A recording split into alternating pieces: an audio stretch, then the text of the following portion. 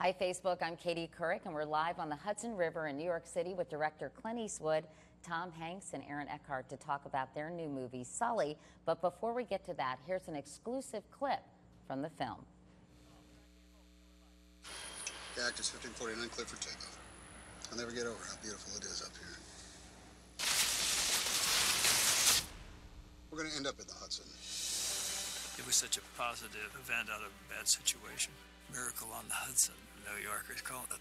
That he accomplished what he did is extraordinary, but there are repercussions to that heroic act. Our job is to investigate how a plane ended up in the Hudson River. What if I did get this wrong?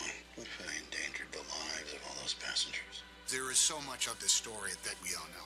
Simulations showed that you could make it back to the airport. Not possible. I felt it go. 100 seconds after takeoff, we lost thrust in both engines. My first thought was, this can't be happening. After so many years of routine airline flying, to suddenly be confronted with this dire emergency was shocking. We couldn't make it through a runway. But I was confident the Hudson River was long enough, wide enough, smooth enough to land an airliner. I'm watching it on the evening news, and I just thought, that's not supposed to happen. You're not supposed to be able to make a landing like that. He turned that tragedy on its head, and it just resonated with all of America. This is beautiful. It's been a while since New York had news this good, especially with an airplane. It was a sign of average people living through an event like that, what it did for the city and how it affected everybody personally. That was a good omen in a bad period. People call you a hero. I'm just a man who was doing his job. I was in New York that day. You just couldn't believe it. This was a man who worked and loved aviation for decades, and it all paid off.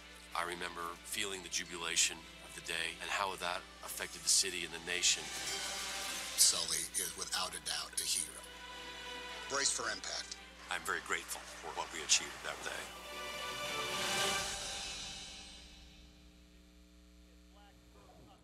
Tom, Clint, and Aaron, it's great to see you and be with you three. Our movie, Katie. I know. Well, I do have a little minor role, but I don't know, Clint, short list, best supporting actress. What do you think? I think you've got it nailed down.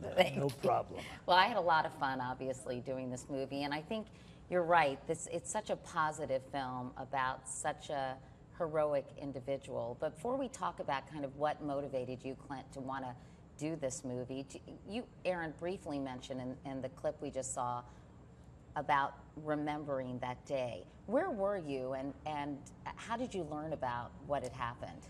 I think I was making a movie somewhere in Europe, and it was on the news, obviously, in Europe, and I saw, people, climbing off in the Hudson on the wing, and just, I remember seeing hero, hero, hero on the scroll, and I know that it was a worldwide news story.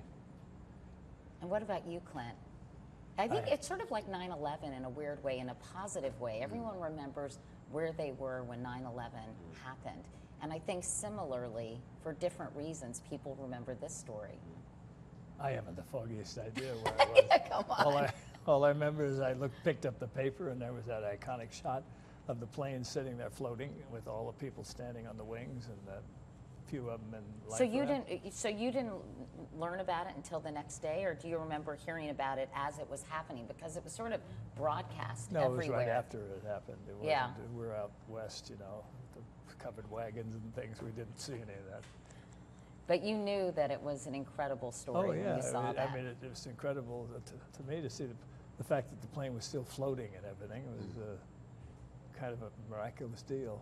Were you watching it, Tom, as it unfolded? You mentioned watching it on the evening news, but I remember because I was working at CBS at the time, and it broke shortly after 4 o'clock, I think, in the afternoon it was, or maybe before 4. And I remember having to go on live and narrate this, and we had very little information. That's when you broadcast and you said you're a fraud. You're a fraud. You were down.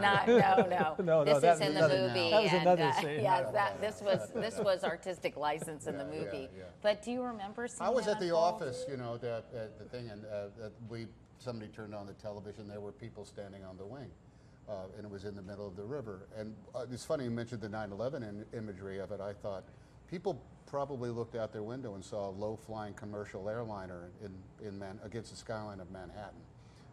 That could have been a very bad day if it had been what we were used to, and I thought a massive issue had been dodged. Nobody wanted to see another wrecked plane and dead bodies in New York City. That's true. And Clint, what made you decide, I want to make a movie out of this story and what this man did? Well, it was a screenplay. I read the screenplay. We had it at the office. It had been sitting on the desk for a while, and my assistant said, "You got to read the story." It was an untitled screenplay on landing on Hudson, and I kept thinking, "Is that the Hudson episode?" And then finally, I read it. I told her, I said, "I'm not sure there's any conflict there. Everybody's been going on and on about what a hero Sully was, and the whole crew as far as the operation." But then she said, no, there's conflict. You read it. So I read it, and the next day I said, "Yeah, let's go after this." Were you surprised, Clint, when you read this backstory? Because I frankly was. I covered this story. I interviewed Sully and the crew members, and I had no idea, I'm sort of embarrassed to admit, all the conflict and what was happening behind the scenes and all the questioning of Sully's decision making, because really the story, at least as far as the public knew, was that he was a hero, that he had this great judgment, that he had made this decision. Aaron, were you surprised to hear otherwise? I knew nothing about this, what they went through with the NTSB hearing, having talked to Jeff Skiles, learning that they had PTSD, they lost weight, they couldn't sleep, they had, the shakes, as it says in the film, that their reputations were on the line, their careers, they might never fly again. As a result, if NTSB had found that they were culpable or they were at fault, and it dragged on and it really affected their lives. And this didn't really, Clint, get out into the public sphere, did it? All the behind-the-scenes questioning. No, it didn't, because they didn't do it in front of the press or anything. It was just private meetings and asking a lot of questions, and that's their job. But in certain cases, in this particular case, it seemed like they tried to put a spin on it. I'm not sure what their motivations were. I guess the pressure must have been intense with insurance companies and aircraft companies and everybody involved that is wanting answers and wanting reasons for it all. And there's no reason for an accident like that other than the fact it happened. And the irony of running into birds and the irony of both engines shutting down. Pretty unusual situation. The NTSB doesn't get to question the participants in an air disaster. It was unique that everybody had survived, and they were investigating a successful forced water landing. Right. The NTSB usually is going through wreckage and, dare I say, corpses.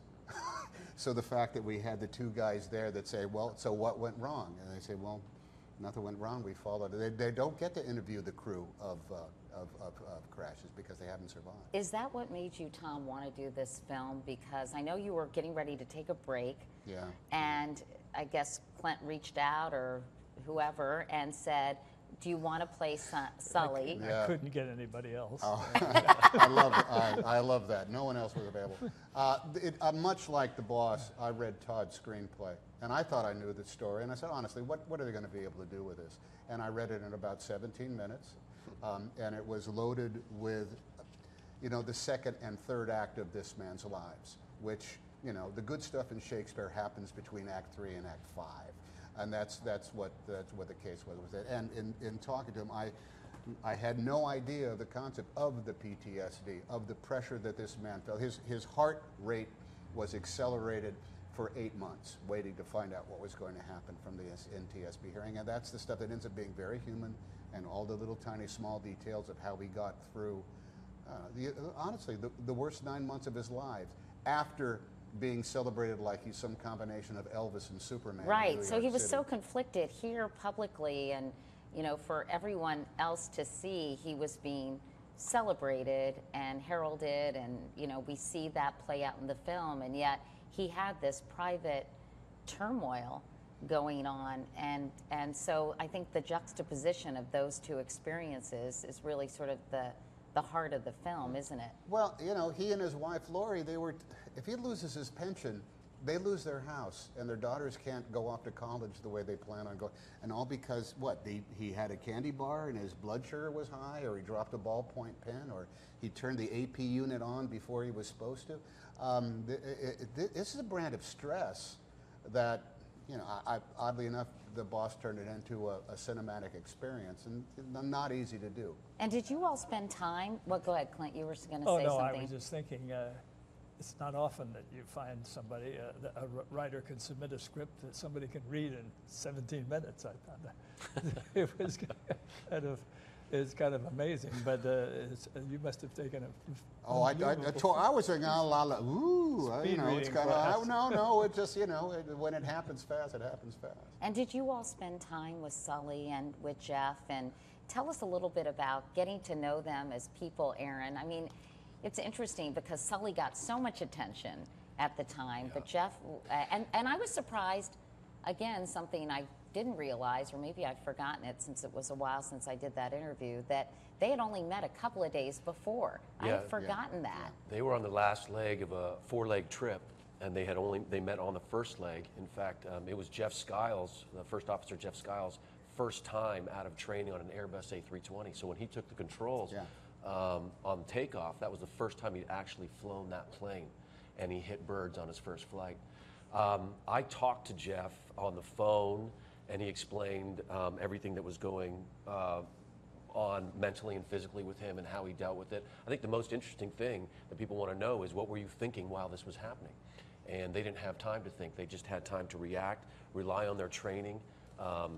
First Officer Jeff Skiles has 15,000 hours in the plane, and Sully has 20,000 hours. So they were prepared and they acted. And it's interesting enough, Jeff, you know, during this whole thing after Captain Sullenberger went on your show, and Jeff kind of stepped back because he knew that there was one face to the story, and Sully was the captain of the ship. And do they still have a relationship Yep, today? sure. That's so nice to hear. And Jeff is still flying. Yeah, Jeff actually has the transatlantic flight. And he went on vacation when I was talking. They fly their private planes out to remote airstrips and camp. And I said, can I come along? And there was a long pause on the phone. And so I said, don't worry about it. I'll read about it. Yeah. What about Sully, and what were your impressions of him? He's such a nice guy. Very particular man. And, you know, he's aware that there's a scrutiny that goes on in your life when a movie is going to be made out of it. And I think he was wary of the process to a degree. But once we walked through the script, and I was probably the first voice who said, it's a malleable process, Sully. We can change the things that are easy to change. Names, and, you know, the nomenclature of flying a plane, that's no problem. But what you have to help me with, and my job is to communicate with the boss, is that degree of intensity that's behind the dialogue, and only in the circumstances. He's very open to that. I was surprised, because a guy comes in like me and said, look, I'm going to say things you never said. We're going to condense down time, and I'm going to be representing moments that it's not even. And he was fine with it. Well, yeah, he understood the process. He made his piece, but he was also a taskmaster on a number of things. Like what? Well, like, for example, one of the things he said, Todd, you know, operating from the record, he had the real names of the NTSB board investigators. And he said, look, you're putting too much onus on the NTSB guys to use their real names. It's not fair. And I said, well, I can't speak for the boss, but I don't think that's big a deal. And I get what he's saying, that if you're going to put words in my mouth, and I'll fight you on whether or not they're accurate or not, or true, different than accurate and true. Right. But you can't do that to people who can't have a voice or defend themselves. That was pretty honorable of him, wasn't it? To say, I don't want to, I mean, because some people might say they sort of treated me shabbily, so I want to take him to task a little bit in this film. But he wasn't interested in that at all. No, his thing is about that. He has been on investigations himself. Right. So he knows what the process is. Here's the weird thing. It's not a prosecutorial experience, and yet it is fact-finding. Mm-hmm. And so they will leave no fact unturned. It felt prosecutorial in the film. Well, because naturally is. So what happened? And they do ask questions like, very challenging. How late? What time did you get to bed the night before? Things like. Yeah. Any thing problems they left at out home? was, don't call me Shirley. Surely you must be able to trust me. We have a lot of Facebook questions, so we're going to intersperse this conversation with some of those. And our first question comes from Judy, and she's here in the States. And Clint, she asked, what has been your greatest challenge in making this movie? You know, every movie has its every movie has its certain obstacles and things to overcome. But the thing in this one is that I was dealing with we're dealing with an actual event. I wanted the event to be as factual as possible. Like Tom was saying, that you can't necessarily do it exactly like Sully, but you can kind of get the feeling of just being around him. We went up and did some simulation flights and stuff in a simulator up in Northern California, and Sully was there, so Sully could give him a lot of instructions about the thing, but he didn't offer too much other than that. And I asked him right away, I said, did you like this screenplay when you read it the first time? And he said, oh, I think it's a good screenplay. I went, oh, okay. He's a man of a good few critique. words. We just go off from there, you know. And he didn't want to get involved. He didn't come on the set every 5 minutes and mess around with things. But it's a big responsibility, isn't it, Clint, to take someone who's so iconic, who actually is a real figure, he's not obviously a fictional character, and kind of treat him fairly, honestly, and respectfully, kind of all at once. Yeah, absolutely, and you want him to like it, but you don't sit there and go, I'm going to call him and get approval on everything. I just figure we'll go off on our own way, and we'll do it the best way we know how, and he'll either like it or hate it. And I think when he saw the picture, he didn't find anything major. I'm sure he found little lint-picking things if he wanted to, but he realized by that time that we were just interpreting the situation. Well, because you delve into taking sort the freedom of interpretation, but the facts are accurate. You delve into his personal relationship with his wife and some of the pressures that they were going through, which has kind of probably put him in a bit of an, I mean, I know Laurie too, put them both in a bit of a strange situation where someone is kind of, it could possibly feel intrusive. Did he feel that at all? No. He had written about it extensively. Right, in the I was book. going to say he wrote about it in his autobiography. I think that because Todd and the boss was willing to go that distance in order to get that intimacy just on phone calls. I mean, I never saw Laura when we were making the movie. She was always just on the phone. That I think I don't know if you could get credit with a guy like Sully, but I think he appreciated the fact that we were including the entire team. Right. And Laurie is very much a part of his team. Hey, as actors, Aaron and Tom, is it more appealing, or I guess it's a case-by-case basis, to play someone who actually is a living human being because rather than a fictional character? I mean, what's the difference for you both? Dear, it's horrible. Really? Well, because you got to answer to him, you know. You got to sit down with him before and after. And if you've screwed up there, if you have made an editorial statement on their motivations or experiences that is not what they felt, then why did you do it in the first place? So it's a lot of pressure. I view it as being more pressure than if you're just playing a guy that somebody made up. Fictional guy, you can just put every little doesn't matter thing that comes into your mind into it. But this way, you're always kind of going, well, is this going to be accurate? Do you feel the same way, Aaron? Yeah, I feel exactly the same way. And this movie is going to be a success, and it will define these two characters and all the participants in it for the rest of their lives. I mean, I'm sure Tom and the boss, people come up and call them, refer to them as their characters' names in their great movies throughout their careers, and people don't make the distinction between, real life and the movies. So they believe that the movies are real life. Jumping off from your last answer, Clint, this question is from Isaiah, who also lives here. We have questions from all over the world, but he wanted to know what kind of research was done for this movie. You mentioned the simulations. Did you study the NTSB's animations, and case study are Sully's interviews based on real interviews. He said, as a pilot, I'm very, capital, all caps, excited to see this movie. So how much access did you have to some of that information? We had investigative, we had material that, from their meetings.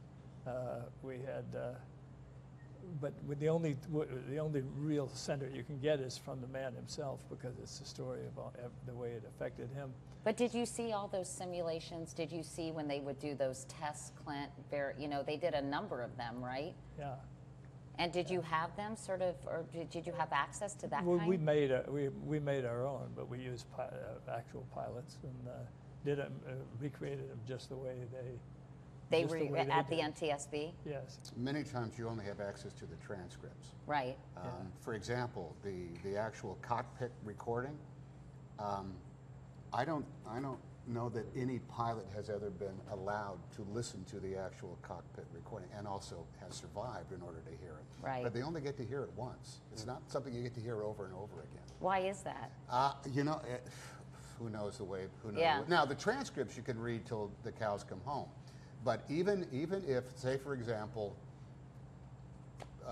Sully had not survived the landing, his wife, Lori, would have been able to hear it one time only. That's it. It was the perfect film for me to be doing, because I only want to hear it once. One take. No, one take for the cockpit. One take. People are always joking. It is not a true story, but people always think, oh, he's trying. I'm trying to get it at one time, but beyond that, sometimes it happens and sometimes it doesn't. What being in the cockpit and reenacting that moment when that bird strike happened, and they had to, I mean, so quickly process. In fact, that plays out in the movie. I don't want to give too much away, but that period of time, that 35 seconds or whatever it took, for them to really understand what had happened and figure out, you know, really strategize together what their options were. I mean, I think we all imagine what that was like, not only to be on that plane as a passenger, but in that cockpit having to make that split-second decision. I mean, when you shot that scene, tell me what's kind of going through your head, and I imagine you had even greater respect for Jeff and Sully for what they were able to do in such a short period of time. Well, you know, you try to load up. The record is there, so you can time all that stuff, and we learned what flight controls to do. We learned the process of what it was. But talking to Sully, he said something amazing. He said he instinctively knew what was up because his body went like this in the harness, and he knew those are the that small movement. That small movement. He said he knew that he had lost thrust on both engines because his body went forward in the harness and came back. And then never mind all the other stuff that goes on, but it's like he felt it in his bones, his DNA, his balance, his body, his muscle memory that has taken thousands and thousands of hours of the rate of descent and airspeed and what have you into account. And you know, we end up shooting this thing over in little small pieces over and over and over again from many different angles. But there was kind of like this gospel truth to it every time we did it, that Sully empowered me, and I don't know what Jeff told you, but it ends up being a tangible, tactile memory. And have you all flown before? Have any of you had experience? Clint, you have, right? I've been in a water landing, yeah, before. Tell us about your experience. Well, it was an exciting moment for a 21-year-old kid, but I was riding in the back of a military plane as a passenger, and a free flight, the deal, and coming down the Pacific coast from Seattle to San Francisco, and we went in the ocean off of Point Reyes, California, and it was a good water landing, much like Sully did. The plane didn't float though. We had about 30 seconds to get out of it, and then on the wing, and then the water was coming up, you know. So he said, "What do you think?" The pilot says, "What do you think?" to me, and I said, "I guess we're going swimming here." So we just we just Come got on, were you that we got in the cool? water. Come on. I don't- Even Clint Eastwood has to panic he at was some that cool. moment. Oh, I didn't no. say it quite as Nonchalantly might have as you said it just like did. this. Yes, I guess we're going swimming. Anyway, the water was cold, and I probably said it over and over again. But anyway, we got in there, and we had some floating assistance, but that kind of went south for me anyway, because I didn't know how to operate it or add. I didn't know how to do anything. I'd never been briefed in any way, shape, or form. So we just went for shore, and spent probably 3 or 4 hours maybe. Well, you were lucky because water landings are notoriously. Yeah, especially there, you're out in the ocean, and the water wasn't smooth at all. It was in November, very cold. Someone else asked, Root Beer Mixer. I'm sorry, that's their handle, at Root Beer Mixer. Oh, I know that guy. Oh, yeah. How long did it take to film the movie, and was it filmed on the Hudson itself? Took about 35 days. Yes, we were on the Hudson for a good part of it. We did some of it on a lake. We couldn't actually get the plane to re-land, and it would have been a little prohibitive. But we did get another plane, exact duplicate of it, and put it on a lake and did some shots there too. But we did do a lot out in the Hudson. And we had all the first responders here from New York. Which was so cool. I And mean, they're talk terrific, about yeah. that, Clint, your decision to use real people. Yeah, we used everybody that we could find that wanted to come back and be on it. Why was that important to you? Well, because first place there, they drive these boats all day long. And they know what they're They doing. know exactly what they're doing, and a lot of them had been on the actual episode, so they just could. They could just go out and they were telling me how it is. Well, I came in this way, I went this way, that way, and we had photographs, so we kind of knew. Those guys are amazing. They can hover on the Hudson. I mean, they can park those tugboats and not move 3 inches, back and forth. And the divers and. Yeah, we got the divers back. We got a lot of the guys. It was terrific. You know, when I interviewed Sully, shortly after this happened, he said something to me that I have often quoted because I think it's such a perfect sort of a perfect take on what he did and how he was able to make this incredible landing. He said to me, I went and pulled the quote, "For 42 years, I've been making small, regular deposits in this bank of experience, education, and training. And on January 15th, the balance was sufficient so that I could make a very large withdrawal." Do you ever wonder, given Sully's incredible experience as a pilot, his expertise on about water landings, his knowledge on aeronautic safety, et cetera, do you wonder what would have happened that day if a less experienced pilot had been? Well, I think he didn't. In his training, he didn't actually go in and do water landings. So no, but it's he one knew of those about things them. that you have to study it, and then you kind of know what it's going to do. A less experienced pilot may have pulled it off, but maybe not. Maybe the added experience that he had gave him a little edge on this kind of situation. And so this is from Clint. This is for Clint, not from Clint. I've never used Facebook myself. This is from Bernardo in Portugal. He wants to know, working for the first time together, which I'm so surprised, what was the key factor that convinced you that Tom would be the perfect Sully? He's the only guy we could get. No, Tom was looking for somebody. I met with Sully before I had any thoughts on who would play it, and just the way he was, and the kind of quiet presence he had, I started thinking of actors that had that, and Tom was the first one we thought about, and Tom accepted the job, so there was no need to go any further. Well, I don't know. This is how it happened. Hold on, Clint's in his car.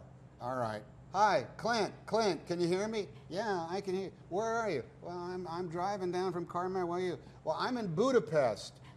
Oh, all right. Well, what do you think? I think it's great. Can we work it out? Well, we'll have to start in October. October? Oh, well, all right. Well, yeah, well, if it all works out, I guess we'll do it. Yeah, I guess we'll do it if it all works. That's the way it happens. I think I can do a better imitation of me. Well, you were on the speakerphone and I could hardly hear you. Before we go, I think it's important to mention, and I think you all alluded to it in the clip that we ran. This story, I think, had such an impact because of what the country was experiencing at that moment in time. I went back and looked at what was happening shortly before this plane crash, plane landing. The U.S. First water landing. Thank you, Sully. I know he corrected the NTSB guy about that. But the U.S. Labor Department announced that 2008 was the worst year for jobs since the end of World War II. A month before this happened, President Bush announced a $17.4 billion bailout for GM and Chrysler.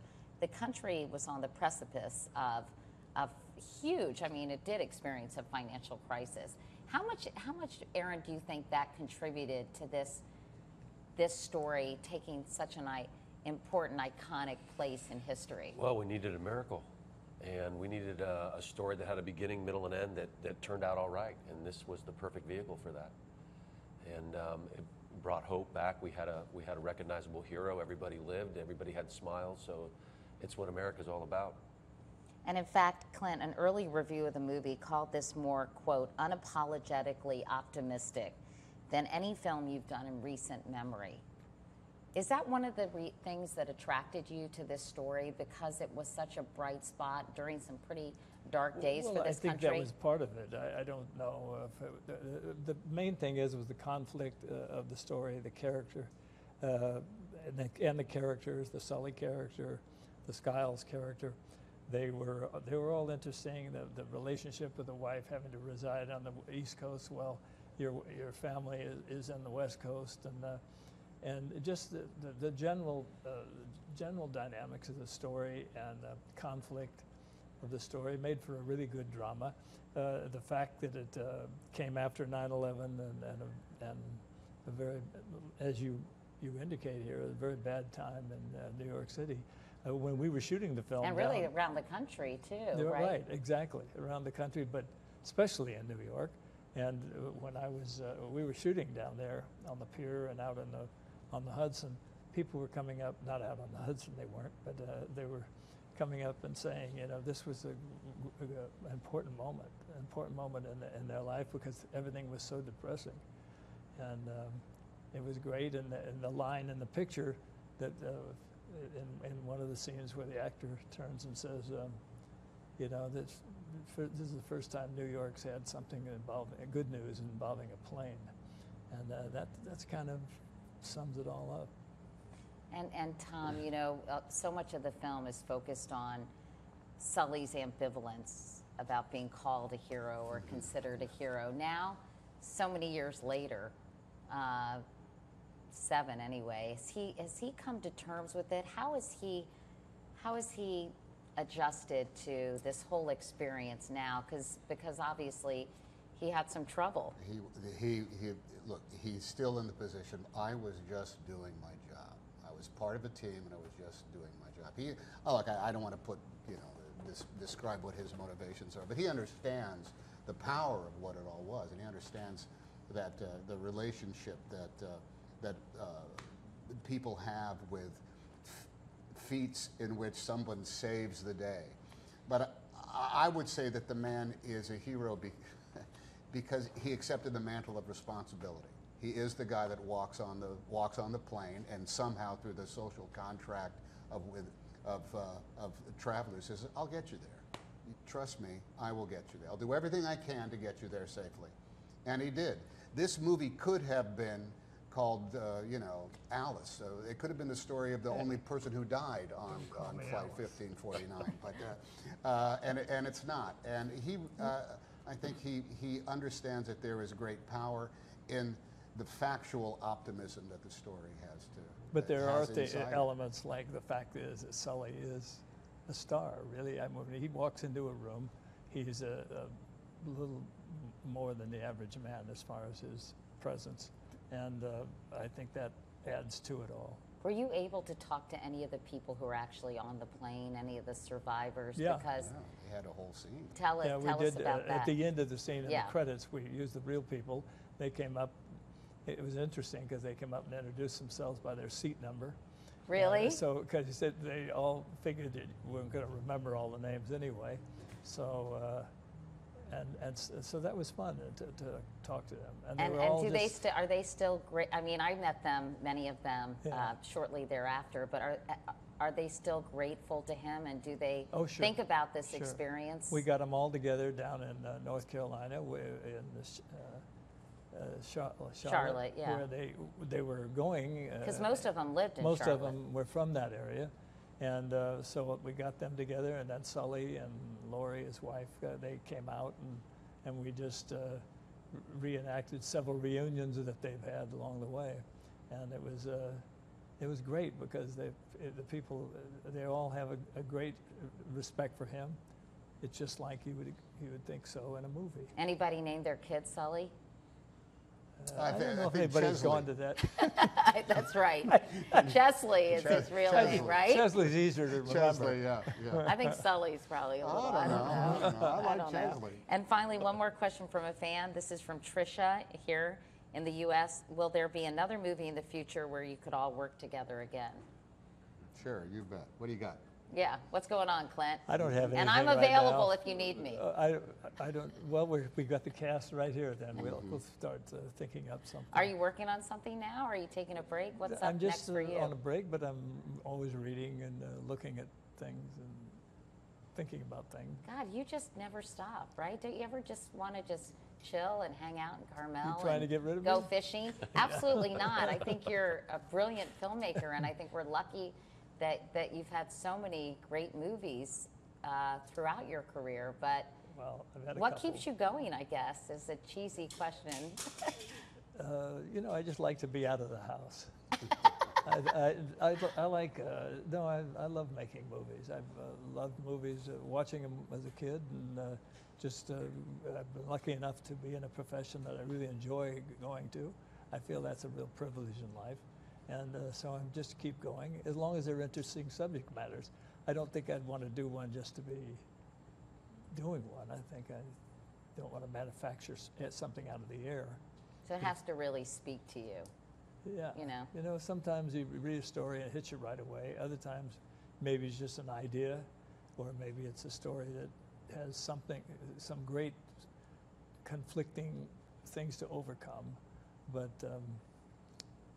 just a million different things. And Tom, the same way, he's done probably as many films as I have. Maybe not. He's getting there. What are you doing? And Aaron will. What do you, Aaron and Tom? Do you guys have anything that you're working on now? No, I hope something comes together in the fall. Excuse me, this spring, but I don't have anything. So you're enjoying a little downtime. If you call, the Celebrity Mule Train downtime, yes, I'm having a very peaceful time. Very relaxed. Here in the PR spa that I'm living in right now. Yeah. What about you, Aaron? Let's see. I just have a movie called Bleed for This that's coming out in October. Am I allowed It's to called say that, what? boss? Yeah, say it. Sure. You've already said this one was going to be a success. You predicted that. Okay. So I don't want to get in right trouble. away, I'm not going to contradict anything you do. That's all I have to say. Okay. Well, it was really fun talking to you. It's fun for me to watch a movie about a story that was really important to me and important to so many people in this country, but something that I got to cover so closely and get to know Sully, and I think you did a great job, Tom. Oh, well, there's a girl in the picture too who resembles you, who is calling Sully a fraud and a dream sequence. I and think everything. she did a great She job. was Whoever great. that woman Yes, is, she was really. you better. Isn't it Meredith Beer? Isn't that who it is? Am I wrong? You don't know.